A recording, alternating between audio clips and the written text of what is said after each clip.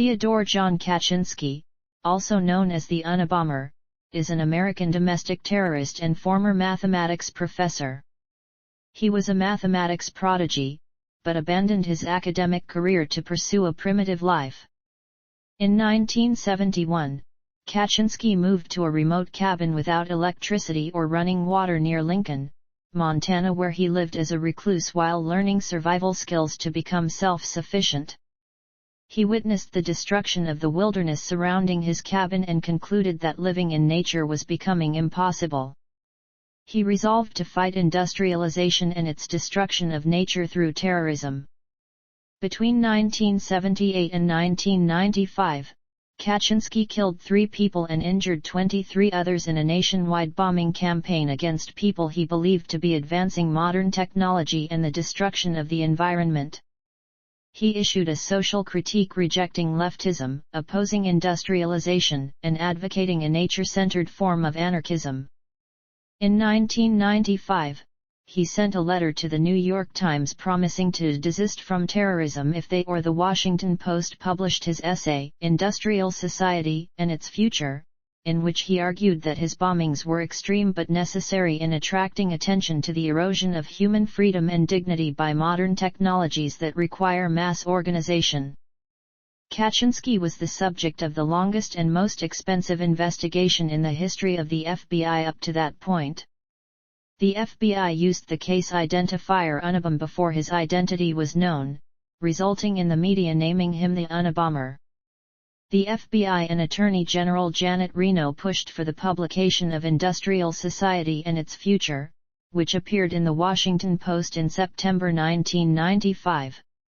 Upon reading the essay, Kaczynski's brother, David, recognized the prose style and reported his suspicions to the FBI. After his arrest in 1996, Kaczynski, maintaining that he was sane, tried and failed to dismiss his court-appointed lawyers because they wanted him to plead insanity to avoid the death penalty.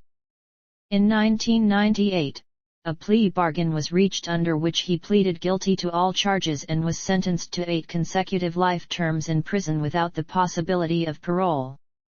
Early life. Childhood. Theodore John Kaczynski was born in Chicago on May 22, 1942 to working-class parents Wanda Teresa and Theodore Richard Kaczynski, a sausage maker.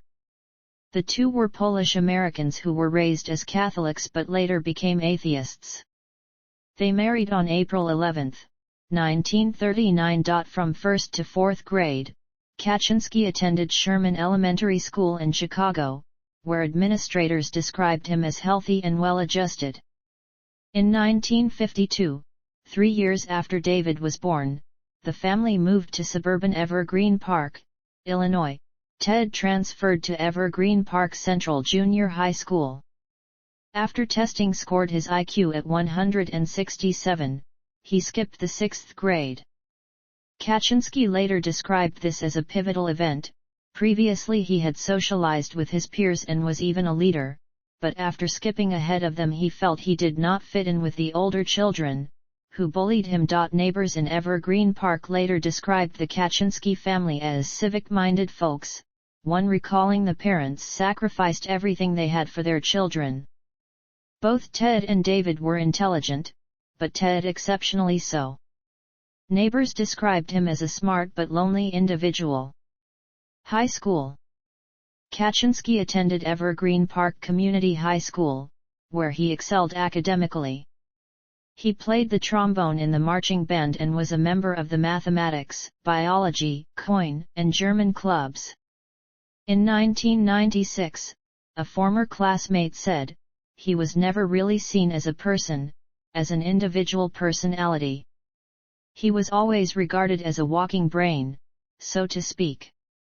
During this period, Kaczynski became intensely interested in mathematics, spending hours studying and solving advanced problems. He became associated with a group of like-minded boys interested in science and mathematics, known as the Briefcase Boys for their penchant for carrying briefcases. Throughout high school, Kaczynski was ahead of his classmates academically.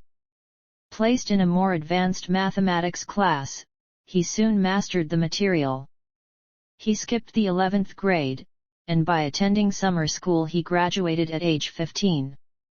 Kaczynski was one of his school's 5 national merit finalists and was encouraged to apply to Harvard. While still at age 15, he was accepted to Harvard and entered the university on a scholarship in 1958 at age 16. A classmate later said Kaczynski was emotionally unprepared. They packed him up and sent him to Harvard before he was ready.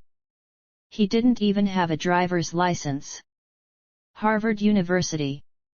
During his first year at Harvard, Kaczynski lived at 8 Prescott Street, which was designed to accommodate the youngest, most precocious incoming students in a small, intimate living space. For the following 3 years, he lived at Eliot House. Housemates and other students at Harvard described Kaczynski as a very intelligent but socially reserved person. Kaczynski earned his Bachelor of Arts degree in mathematics from Harvard in 1962, finishing with a GPA of 3.12. Psychological study. Mathematics career.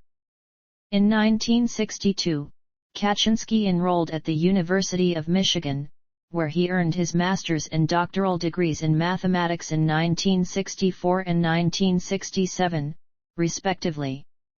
Michigan was not his first choice for postgraduate education. He had applied to the University of California, Berkeley, and the University of Chicago, both of which accepted him but offered him no teaching position or financial aid. Michigan offered him an annual grant of $2,310 and a teaching post. At Michigan, Kaczynski specialized in complex analysis, specifically geometric function theory. Professor Peter Duran said of Kaczynski, he was an unusual person. He was not like the other graduate students. He was much more focused about his work. He had a drive to discover mathematical truth.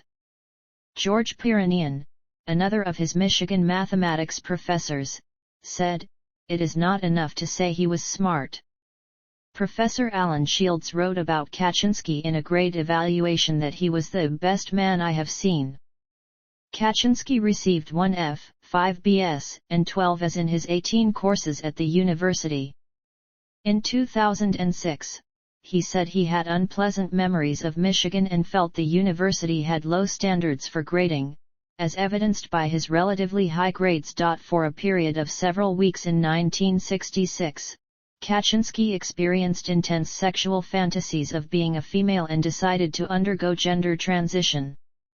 He arranged to meet with a psychiatrist, but changed his mind in the waiting room and did not disclose his reason for making the appointment.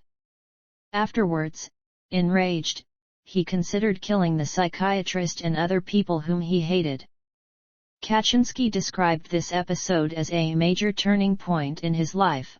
"I felt disgusted about what my uncontrolled sexual cravings had almost led me to do. And I felt humiliated, and I violently hated the psychiatrist. Just then there came a major turning point in my life. Like a phoenix, I burst from the ashes of my despair to a glorious new hope." In 1967, Kaczynski's dissertation Boundary Functions won the Sumner B. Myers Prize for Michigan's Best Mathematics Dissertation of the Year. Alan Shields, his doctoral advisor, called it the best I have ever directed, and Maxwell Reed, a member of his dissertation committee, said, "I would guess that maybe 10 or 12 men in the country understood or appreciated it." In late 1967, the 25-year-old Kaczynski became an acting assistant professor at the University of California, Berkeley, where he taught mathematics. By September 1968, Kaczynski was appointed assistant professor, a sign that he was on track for tenure. His teaching evaluations suggest he was not well liked by his students. He seemed uncomfortable teaching, taught straight from the textbook and refused to answer questions. Without any explanation, Kaczynski resigned on June 30, 1969. In a 1970 letter directed to Kaczynski's thesis advisor Alan Shields, written by the chairman of the mathematics department, John W. Addison, Jr., the professor referred to the resignation as quite out of the blue and, markedly, added that Kaczynski seemed almost pathologically shy and that as far as he knew Kaczynski made no close friends in the department, furthermore noting that efforts to bring him more into the swing of things had failed. Life in Montana. After resigning from Berkeley, Kaczynski moved to his parents' home in Lombard, Illinois. 2 years later, in 1971, he moved to a remote cabin he had built outside Lincoln, Montana, where he could live a simple life with little money and without electricity or running water, working odd jobs and receiving significant financial support from his family. Kaczynski's original goal was to become self-sufficient so he could live autonomously. He used an old bicycle to get to town, and a volunteer at the local library said he visited frequently to read classic works in their original languages. Other Lincoln residents said later that such a lifestyle was not unusual in the area. Kaczynski's cabin was described by a census taker in the 1990 census as containing a bed, 2 chairs, storage trunks, a gas stove, and lots of books. Starting in 1975, Kaczynski performed acts of sabotage including arson and booby-trapping against developments near to his cabin. He also dedicated himself to reading about sociology and political philosophy, including the works of Jacques Ellul. Kaczynski's brother David later stated that Ellul's book The Technological Society became Ted's Bible. Kaczynski recounted in 1998, "When I read the book for the first time, I was delighted, because I thought, here is someone who is saying what I have already been thinking." In an interview after his arrest, Kaczynski recalled being shocked on a hike to one of his favorite wild spots. "It's kind of rolling country, not flat, and when you get to the edge of it you find these ravines that cut very steeply into cliff-like drop-offs, and there was even a waterfall there. It was about a 2 days hike from my cabin. That was the best spot until the summer of 1983. That summer there were too many people around my cabin, so I decided I needed some peace. I went back to the plateau, and when I got there I found they had put a road right through the middle of it. You just can't imagine how upset I was. It was from that point on I decided that, rather than trying to acquire further wilderness skills, I would work on getting back at the system." Revenge. Kaczynski was visited multiple times in Montana by his father, who was impressed by Ted's wilderness skills. Kaczynski's father was diagnosed with terminal lung cancer in 1990 and held a family meeting without Kaczynski later that year to map out their future. On October 2, 1990, Kaczynski's father committed suicide by shooting himself in his home. Bombings. Between 1978 and 1995, Kaczynski mailed or hand-delivered a series of increasingly sophisticated bombs that cumulatively killed 3 people and injured 23 others. 16 bombs were attributed to Kaczynski. While the bombing devices varied widely through the years, many contained the initials FC, which Kaczynski later said stood for Freedom Club, inscribed on parts inside. He purposely left misleading clues in the devices and took extreme care in preparing them to avoid leaving fingerprints. Fingerprints found on some of the devices did not match those found on letters attributed to Kaczynski. Initial bombings. Kaczynski's first mail bomb was directed at Buckley Christ, a professor of materials engineering at Northwestern University. On May 25, 1978, a package bearing Christ's return address was found in a parking lot at the University of Illinois at Chicago. The package was returned to Christ, who was suspicious because he had not sent it, so he contacted campus police. Officer Terry Marker opened the package, which exploded and caused minor injuries. Kaczynski had returned to Chicago for the May 1978 bombing and stayed there for a time to work with his father and brother at a foam rubber factory. In August 1978, his brother fired him for writing insulting limericks about a female supervisor Ted had courted briefly.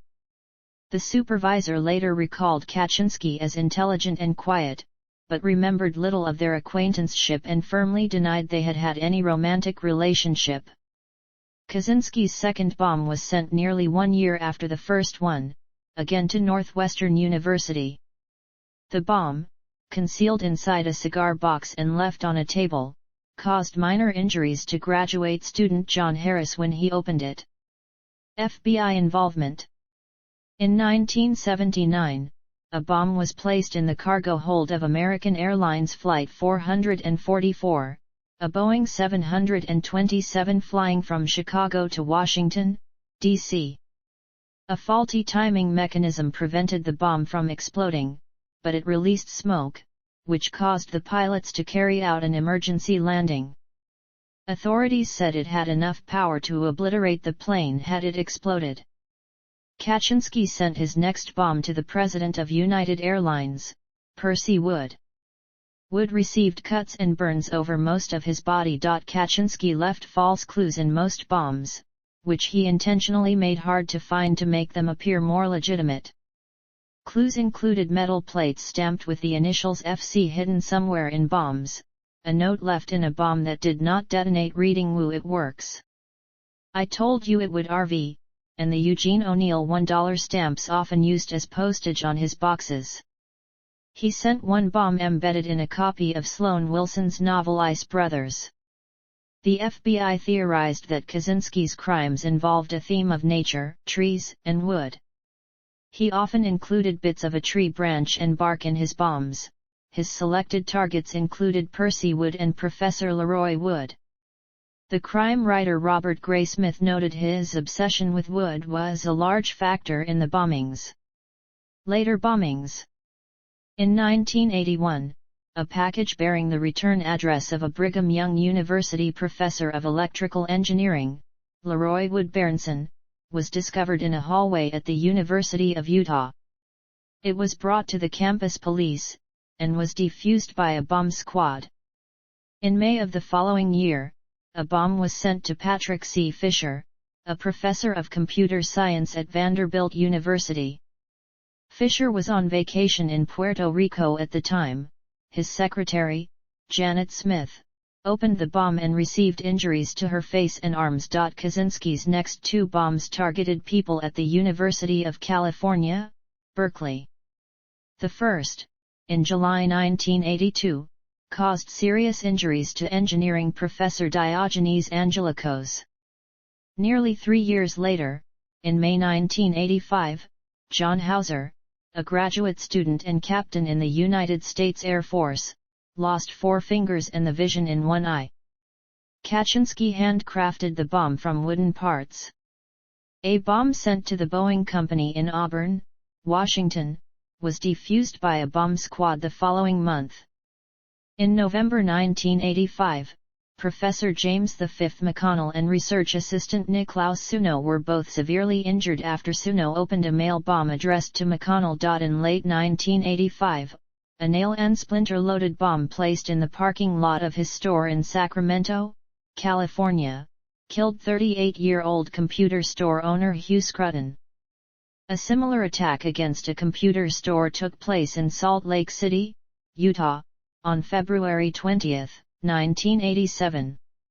The bomb, disguised as a piece of lumber, injured Gary Wright when he attempted to remove it from the store's parking lot. The explosion severed nerves in Wright's left arm and propelled over 200 pieces of shrapnel into his body.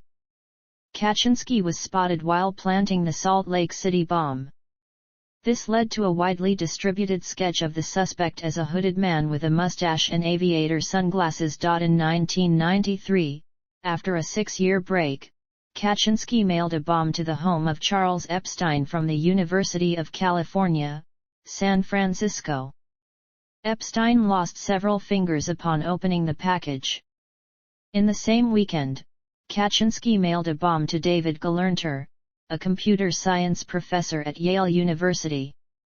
Gelernter lost sight in one eye, hearing in one ear, and a portion of his right hand. In 1994, Burson Marsteller executive Thomas Mosser was killed after opening a mail bomb sent to his home in New Jersey. In a letter to the New York Times, Kaczynski wrote he had sent the bomb because of Moss's work repairing the public image of Exxon after the Exxon Valdez oil spill. This was followed by the 1995 murder of Gilbert Brent Murray, president of the timber industry lobbying group California Forestry Association, by a mail bomb addressed to previous President William Dennison, who had retired. Geneticist Philip Sharp at the Massachusetts Institute of Technology received a threatening letter shortly afterwards. Manifesto. In 1995, Kaczynski mailed several letters to media outlets outlining his goals and demanding a major newspaper print his 35,000-word essay Industrial Society and Its Future verbatim. He stated he would desist from terrorism if this demand was met. There was controversy as to whether the essay should be published, but Attorney General Janet Reno and FBI Director Louis Freeh recommended its publication out of concern for public safety and in the hope that a reader could identify the author. Bob Guccione of Penthouse volunteered to publish it. Kaczynski replied Penthouse was less respectable than the New York Times and the Washington Post, and said that, to increase our chances of getting our stuff published in some respectable periodical, he would reserve the right to plant one bomb intended to kill, after our manuscript has been published if Penthouse published the document instead of the Times or the Post. The Washington Post published the essay on September 19, 1995. Kaczynski used a typewriter to write his manuscript, capitalizing entire words for emphasis, in lieu of italics. He always referred to himself as either we or FC, though there is no evidence that he worked with others. Donald Wayne Foster analyzed the writing at the request of Kaczynski's defense team in 1996 and noted that it contained irregular spelling and hyphenation, along with other linguistic idiosyncrasies. This led him to conclude that Kaczynski was its author. Summary. Industrial Society and Its Future begins with Kaczynski's assertion, the Industrial Revolution and its consequences have been a disaster for the human race.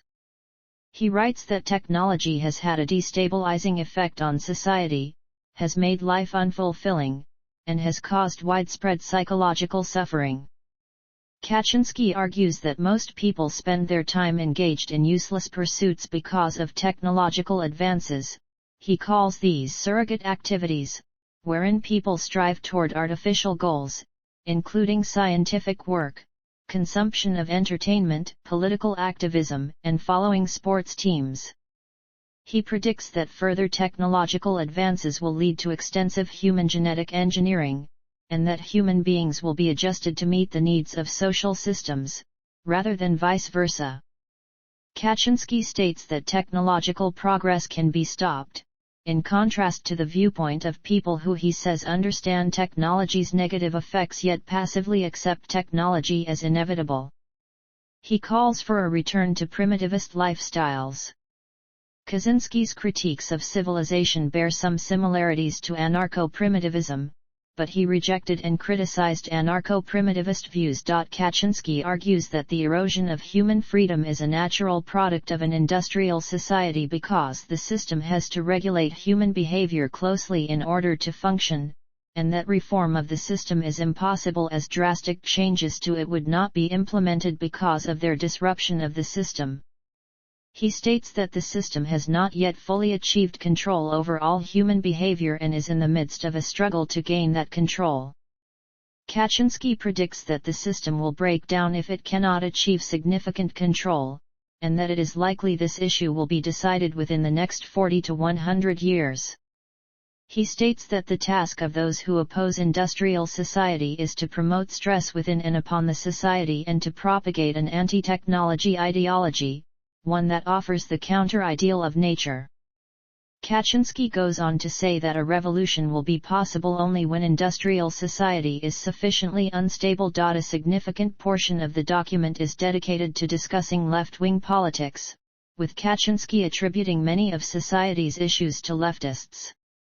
He defines leftists as mainly socialists, collectivists, politically correct types, feminists, gay and disability activists, animal rights activists and the like.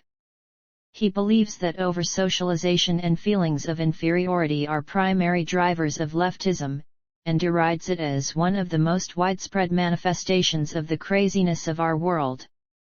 Kaczynski adds that the type of movement he envisions must be anti-leftist and refrain from collaboration with leftists, as, in his view, leftism is in the long run inconsistent with wild nature, with human freedom and with the elimination of modern technology. He also criticizes conservatives, describing them as fools who whine about the decay of traditional values, yet enthusiastically support technological progress and economic growth, things he argues have led to this decay. Contemporary reception. James Q. Wilson, in a 1998 New York Times op-ed, wrote, "If it is the work of a madman, then the writings of many political philosophers Jean-Jacques Rousseau, Tom Paine, Karl Marx are scarcely more sane. The Unabomber does not like socialization, technology, leftist political causes or conservative attitudes." Apart from his call for an revolution, his paper resembles something that a very good graduate student might have written. Alston Chase, a fellow alumnus of Harvard University, wrote in 2000 for The Atlantic that it is true that many believed Kaczynski was insane because they needed to believe it. But the truly disturbing aspect of Kaczynski and his ideas is not that they are so foreign but that they are so familiar. He argued that we need to see Kaczynski as exceptional madman or genius because the alternative is so much more frightening. Other works. University of Michigan Dearborn philosophy professor David Skrbina helped to compile Kaczynski's work into the 2010 anthology Technological Slavery, including the original manifesto, letters between Skrbina and Kaczynski, and other essays. Kaczynski updated his 1995 manifesto as Anti-Tech Revolution, Why and How to Address Advances in Computers and the Internet. He advocates practicing other types of protest and makes no mention of violence. According to a 2021 study, Kaczynski's manifesto is a synthesis of ideas from three well-known academics: French philosopher Jacques Ellul, British zoologist Desmond Morris, and American psychologist Martin Seligman. Investigation. Because of the material used to make the mail bombs, U.S. postal inspectors, who initially had responsibility for the case, labeled the suspect the junkyard bomber. FBI Inspector Terry D. Turchi was appointed to run the Unabomber investigation. In 1979, an FBI-led task force that included 125 agents from the FBI, the Bureau of Alcohol, Tobacco, and Firearms, and the U.S. Postal Inspection Service was formed. The task force grew to more than 150 full-time personnel, but minute analysis of recovered components of the bombs and the investigation into the lives of the victims proved of little use in identifying the suspect, who built the bombs primarily from scrap materials available almost anywhere. Investigators later learned that the victims were chosen indiscriminately from library research. In 1980, Chief Agent John Douglas, working with agents in the FBI's Behavioral Sciences Unit, issued a psychological profile of the unidentified bomber. It described the offender as a man with above-average intelligence and connections to academia. This profile was later refined to characterize the offender as a neo-Luddite holding an academic degree in the hard sciences, but this psychologically based profile was discarded in 1983. FBI analysts developed an alternative theory that concentrated on the physical evidence in recovered bomb fragments. In this rival profile, the suspect was characterized as a blue-collar airplane mechanic. The Unabomber task force set up a toll-free telephone hotline to take calls related to the investigation, with a $1 million reward for anyone who could provide information leading to the Unabomber's capture. Before the publication of Industrial Society and Its Future, Kaczynski's brother, David, was encouraged by his wife to follow up on suspicions that Ted was the Unabomber. David was dismissive at first, but he took the likelihood more seriously after reading the manifesto a week after it was published in September 1995. He searched through old family papers and found letters dating to the 1970s that Ted had sent to newspapers to protest the abuses of technology using phrasing similar to that in the manifesto. Before the manifesto's publication, the FBI held many press conferences asking the public to help identify the Unabomber. They were convinced that the bomber was from the Chicago area where he began his bombings, had worked in or had some connection to Salt Lake City, and by the 1990s had some association with the San Francisco Bay Area. This geographical information and the wording in excerpts from the manifesto that were released before the entire text of the manifesto was published persuaded David's wife to urge him to read it. After publication. After the manifesto was published, the FBI received thousands of leads in response to its offer of a reward for information leading to the identification of the Unabomber. While the FBI reviewed new leads, Kaczynski's brother David hired private investigator Susan Swanson in Chicago to investigate Ted's activities discreetly. David later hired Washington, D.C. attorney Tony Bichelier to organize the evidence acquired by Swanson and contact the FBI, given the presumed difficulty of attracting the FBI's attention.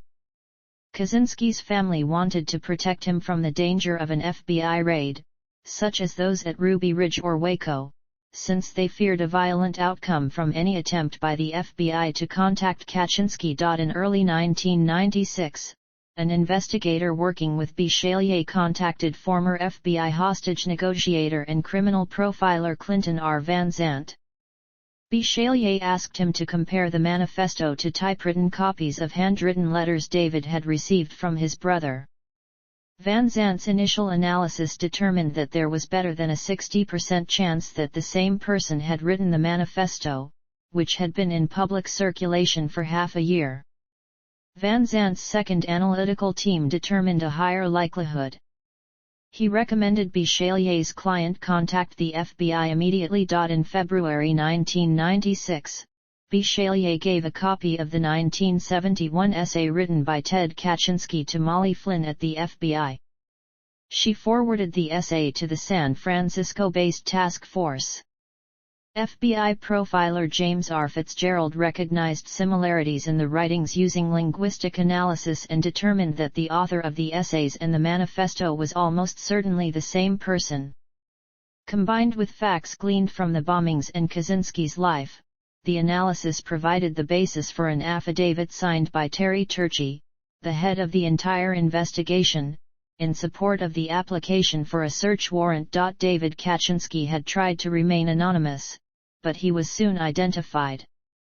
Within a few days an FBI agent team was dispatched to interview David and his wife with their attorney in Washington, D.C. At this and subsequent meetings, David provided letters written by his brother in their original envelopes, allowing the FBI task force to use the postmark dates to add more detail to their timeline of Ted's activities. David developed a respectful relationship with behavioral analysis special agent Kathleen M. Puckett, whom he met many times in Washington, D.C., Texas, Chicago, and Schenectady, New York, over the nearly 2 months before the federal search warrant was served on Kaczynski's cabin. David had once admired and emulated his older brother but had since left the survivalist lifestyle behind. He had received assurances from the FBI that he would remain anonymous and that his brother would not learn who had turned him in, but his identity was leaked to CBS News in early April 1996. CBS anchorman Dan Rather called FBI Director Louis Freeh, who requested 24 hours before CBS broke the story on the evening news. The FBI scrambled to finish the search warrant and have it issued by a federal judge in Montana.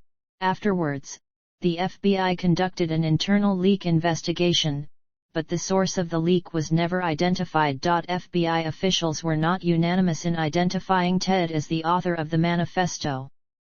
The search warrant noted that several experts believed the manifesto had been written by another individual. Arrest. FBI agents arrested an unkempt Kaczynski at his cabin on April 3, 1996. A search revealed a cache of bomb components, 40,000 handwritten journal pages that included bomb-making experiments, descriptions of the Unabomber crimes and one live bomb. They also found what appeared to be the original typed manuscript of Industrial Society and its future. By this point, the Unabomber had been the target of the most expensive investigation in FBI history at the time. A 2000 report by the United States Commission on the Advancement of Federal Law Enforcement stated that the task force had spent over $50 million throughout the course of the investigation. After his capture, theories emerged naming Kaczynski as the Zodiac Killer, who murdered 5 people in Northern California from 1968 to 1969. Among the links that raised suspicion was that Kaczynski lived in the San Francisco Bay Area from 1967 to 1969, that both individuals were highly intelligent with an interest in bombs and codes, and that both wrote letters to newspapers demanding the publication of their works with the threat of continued violence if the demand was not met. Yet Kaczynski's whereabouts could not be verified for all of the killings. Since the gun and knife murders committed by the Zodiac Killer differed from Kaczynski's bombings, authorities did not pursue him as a suspect. Robert Gray Smith, author of the 1986 book Zodiac, said the similarities are fascinating but purely coincidental. The early hunt for the Unabomber portrayed a perpetrator far different from the eventual suspect. Kaczynski consistently uses we and our throughout Industrial Society and its future. At one point in 1993, investigators sought an individual whose first name was Nathan because the name was imprinted on the envelope of a letter sent to the media. When authorities presented the case to the public, they denied that there was ever anyone other than Kaczynski involved in the crimes. Guilty plea. A federal grand jury indicted Kaczynski in June 1996 on 10 counts of illegally transporting, mailing, and using bombs. Kaczynski's lawyers, headed by Montana federal public defenders Michael Donahoe and Judy Clark, attempted to enter an insanity defense to avoid the death penalty, but Kaczynski rejected this strategy.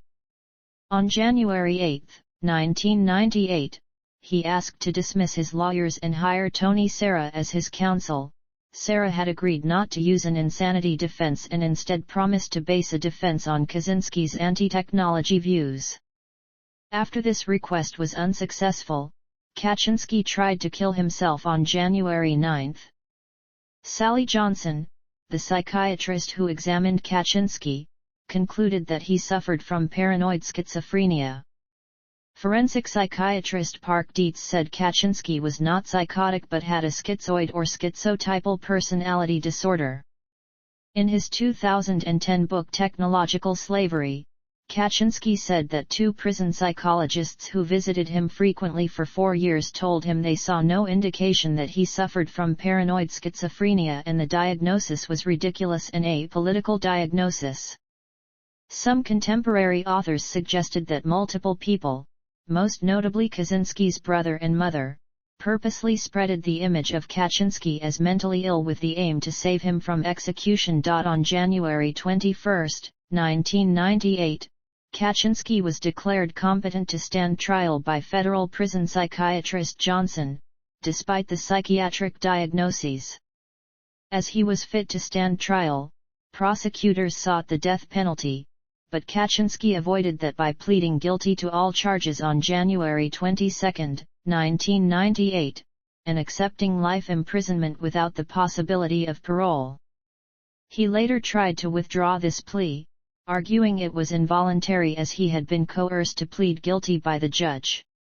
Judge Garland Ellis Burrell Jr. denied his request, and the United States Court of Appeals for the Ninth Circuit upheld that decision. In 2006, Burrell ordered that items from Kaczynski's cabin be sold at a reasonably advertised internet auction. Items considered to be bomb-making materials, such as diagrams and recipes for bombs, were excluded. The net proceeds went towards the $15 million in restitution Burrell had awarded Kaczynski's victims. Kaczynski's correspondence and other personal papers were also auctioned. Burrell ordered the removal, before sale, of references in those documents to Kaczynski's victims. Kaczynski unsuccessfully challenged those redactions as a violation of his freedom of speech. The auction ran for 2 weeks in 2011, and raised over $232,000. Incarceration. Kaczynski is serving 8 life sentences without the possibility of parole at ADX Florence, a supermax prison in Florence, Colorado. Early in his imprisonment, Kaczynski befriended Ramzi Youssef and Timothy McVeigh, the perpetrators of the 1993 World Trade Center bombing and the 1995 Oklahoma City bombing, respectively. The trio discussed religion and politics and formed a friendship which lasted until McVeigh's execution in 2001. In October 2005, Kaczynski offered to donate 2 rare books to the Melville J. Herskovitz Library of African Studies at Northwestern University's campus in Evanston, Illinois, the location of his first 2 attacks. The library rejected the offer on the grounds that it already had copies of the works. The Labadie Collection, part of the University of Michigan's Special Collections Library, houses Kaczynski's correspondence with over 400 people since his arrest, including replies, legal documents, publications, and clippings. His writings are among the most popular selections in the University of Michigan's Special Collections. The identity of most correspondence will remain sealed until 2049. In 2012, Kaczynski responded to the Harvard Alumni Association's directory inquiry for the 50th reunion of the class of 1962. He listed his occupation as prisoner and his 8 life sentences as awards. In 2011, it was reported that Kaczynski was a person of interest in the Tylenol murders. Kaczynski was willing to provide a DNA sample to the FBI, but later withheld it as a bargaining chip for his legal efforts against the FBI's private auction of his confiscated property. The U.S. government seized Kaczynski's cabin, which they put on display at the Newseum in Washington, D.C., until late 2019, before it was transferred to a nearby FBI museum. On December 14, 2021, 79-year-old Kaczynski was transferred from the Supermax prison in Florence, Colorado, to the Federal Medical Center, Butner, North Carolina, for health reasons. Prison staff have not disclosed the precise reason for this transfer. However, in correspondence with a pen pal, Kaczynski indicated he was suffering from terminal cancer. Legacy. Kaczynski has been portrayed in and inspired multiple artistic works in the realm of popular culture. These include the 1996 television film Unabomber, The True Story, the 2011 play P.O. Box Unabomber, Manhunt, Unabomber, the 2017 season of the television series Manhunt, and in 2021 the movie Ted K. The moniker Unabomber was also applied to the Italian Unabomber, a terrorist who conducted attacks similar to Kaczynski's in Italy from 1994 to 2006. Prior to the 1996 United States presidential election, a campaign called Unabomber for President was launched with the goal of electing Kaczynski as president through write-in votes. He was portrayed by Charlton Copley in the 2021 film Ted K. In his book The Age of Spiritual Machines, futurist Ray Kurzweil quoted a passage from Kaczynski's manifesto Industrial Society and Its Future. In turn, Kaczynski was referenced by Bill Joy, co-founder of Sun Microsystems, in the 2000 Wired article Why the Future Doesn't Need Us. Joy stated Kaczynski is clearly a Luddite, but simply saying this does not dismiss his argument. Professor Jean-Marie Apostolides has raised questions surrounding the ethics of spreading Kaczynski's views. Various radical movements and extremists have been influenced by Kaczynski. People inspired by Kaczynski's ideas show up in unexpected places, from nihilist, anarchist, and eco-extremist movements to conservative intellectuals. Anders Behring Breivik, the perpetrator of the 2011 Norway attacks, published a manifesto which copied large portions from industrial society and its future, with certain terms substituted. Over 20 years after Kaczynski's imprisonment, his views have inspired an online community of primitivists and neo-Luddites. One explanation for the renewal of interest in his views is the television series Manhunt, Unabomber, which aired in 2017. Kaczynski is also frequently referred to by eco-fascists online. Although some militant fascist and neo-Nazi groups idolize him, Kaczynski described fascism in his manifesto as a kook ideology and Nazism as evil. An April 22, 1998 episode of Law and Order entitled Disappeared appears to have been inspired by the Kaczynski case. See also: Ted K. Downshifting, Green Scare, Operation Backfire, How to Blow Up a Pipeline. Published works. Mathematical. Kaczynski, Theodore. Another proof of Wedderburn's theorem. American Mathematical Monthly. 71, 652-653. doi 10.2307/2312328. JSTOR 231-2328. A proof of Wedderburn's little theorem in abstract algebra. Advanced Problem 5210. American Mathematical Monthly. 71, 689. doi 10.2307/2312349.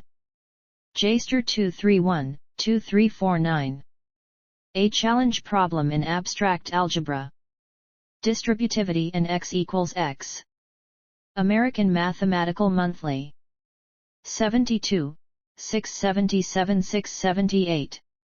doi 10.2307/2313887. JSTOR 231-3887. Reprint and solution to Advanced Problem 5210. Boundary functions for functions defined in a disk. Journal of Mathematics and Mechanics. 14, 589-612. On a boundary property of continuous functions. Michigan Mathematical Journal. 13, 313-320. doi 10.1307/mmj/1031732782. Boundary functions. University of Michigan. Kaczynski's doctoral dissertation. Complete dissertation available for purchase from ProQuest, with publication number 671-7790. Note on a problem of Alan Sutcliffe. Mathematics Magazine. 41, 84-86. doi 10.2307/2689056. JSTOR 268-9056. A brief paper in number theory concerning the digits of numbers. Boundary functions for bounded harmonic functions. Transactions of the American Mathematical Society. 137, 203-209. doi 10.2307/1994796. JSTOR 199-4796. Archived from the original on January 16, 2017. Boundary functions and sets of curvilinear convergence for continuous functions. Transactions of the American Mathematical Society. 141, 107-125. doi 10.2307/1995093. JSTOR 199-5093. Archived from the original on August 12, 2017. The set of curvilinear convergence of a continuous function defined in the interior of a cube. Proceedings of the American Mathematical Society. 23, 323-327. doi 10.2307/2037166. JSTOR 203-7166. Archived from the original on August 2, 2017. Problem 787. Mathematics Magazine. 44, 41. doi 10.2307/2688865. JSTOR 268-8865. A challenge problem in geometry. A matchstick problem. Mathematics Magazine. 44, 294-296. doi 10.2307/2688646. JSTOR 268-8646. Reprint and solutions to problem 787. Philosophical. Kaczynski, Theodore. Industrial Society and Its Future. The Washington Post. Kaczynski, Theodore. The Road to Revolution. Editions Xenia. ISBN 978-2-888920-65-6. Technological Slavery. Feral House. ISBN 978-1-932595-80-2. Technological Slavery, Volume 1. Fitch and Madison Publishers. ISBN 978-1-944228-01-9. Technological Slavery, Volume 1. Fitch and Madison Publishers. ISBN 978-1-944228-03-3. Kaczynski, Theodore. Anti-Tech Revolution, Why and How. Fitch and Madison Publishers. ISBN 978-1-944228-00-2. Anti-Tech Revolution, Why and How. Fitch and Madison Publishers. ISBN 978-1-944228-02-6.